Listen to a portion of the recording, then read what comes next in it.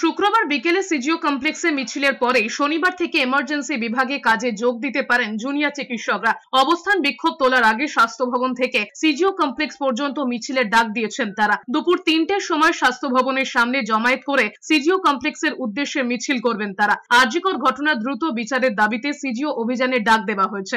পাশাপাশি একই সঙ্গে শুক্রবার থেকে চিকিৎসা শিবির শুরু হয়ে যাবে বন্যা কবলিত এলাকাতেও। তবে ধর্ণা মঞ্চ উঠলেও সারা রাজ্যে আন্দোলন জারি থাকবে বলে স্পষ্ট করেছেন আন্দোলনরত চিকিৎসকরা। বন্যা পরিস্থিতিতে আর্তদের জন্য সাহায্যের হাত বাড়িয়ে দিয়েছেন চিকিৎসকরা। ধর্ণাস্থলের অতিরিক্ত শুকনো খাবার, পোশাক, ওষুধ বৃহস্পতিবার মাঝরাতেই গাড়িতে তুলে পাঠানো হয়েছে বন্যা কবলিত এলাকায়। ডাক্তাররা জানিয়েছেন দুর্গতদের পাশে দাঁড়াতে অভয়া ত্রাণ শিবির খোলা হচ্ছে।